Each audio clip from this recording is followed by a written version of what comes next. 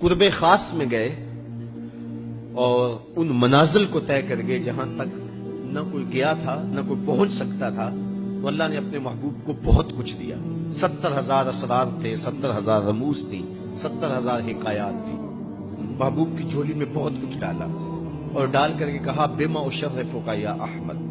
اے محبوب یہ تو میں نے خود دیا ہے، اب تو اپنی چاہت بھی بتا، تیری چاہت کیا ہے۔ یہ مہمان نوازی کے تقاضے ہوتے ہیں نا،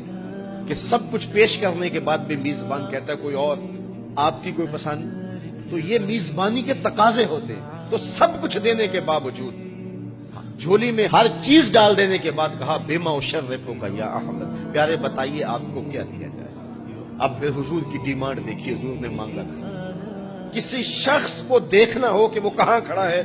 اس کو آپ اختیار دے دیجیے گا، پھر پتہ چل جائے گا وہ کتنے پانی۔ آپ مجھ سے پوچھتے ہیں کہ مانگیے کیا مانگتے ہو،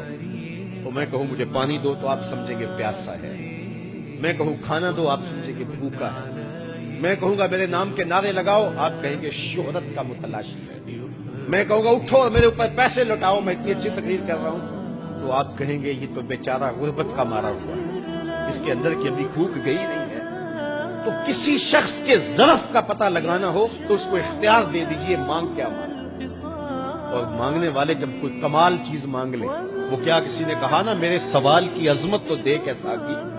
میرے سوال کی عظمت تو دیکھ اے ساقی، جام نہ دے حسن طلب کی داد تو دے۔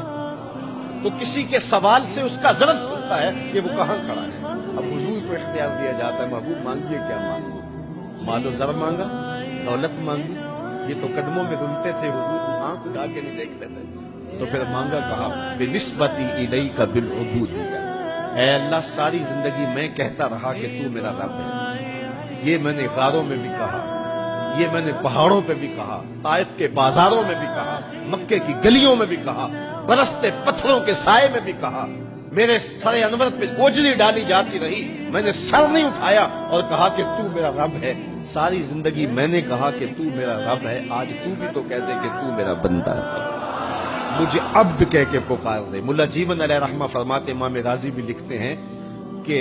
یہ حضور کا پسند فرمودہ ہے، تو پھر اللہ نے جب بھی واقعہ معراج کی حکایت کی تو لفظ عبد سے جو ہے وہ بات کی، سبحان الذی اسریٰ بعبدہ، اور وہاں بھی سورہ نجم کے اندر بھی فرمایا فَأَوْحَىٰ إِلَىٰ عَبْدِهِ مَا أَوْحَىٰ، تو یہ محبوب کی چاہت پر ہے۔ اور پھر عبدیت کا بندے کی طرف سے جو اظہار ہوگا اس کے لیے پھر 50 نمازوں کا تحفہ دے دیا کہ میرے بندے تو پکارتا رہے اور مجھے رب کہہ کے پکارتا رہا، میں تجھے لبیک یا عبدی کہہ کے پکارتا رہا۔ اور وہ 50 نمازیں پھر 5 نمازوں کی صورت کے اندر باقی رہی۔ اللہ کی باتیں بدلتی نہیں ہیں، جو ایک نیکی کرے 10 کا ثواب ملتا ہے، پڑھو گے 5 ثواب 50 کا ہی ملے گا، اس لیے کہ اس کی باتیں تبدیل نہیں ہیں۔ اور یہ تحفہ ہے، حضرت موسیٰ نے تو عرض کیا تھا کہ ایک بار اور جائیے، لیکن میرے حضور نے کہا تھا مجھے اپنے رب سے حیا آتی ہے۔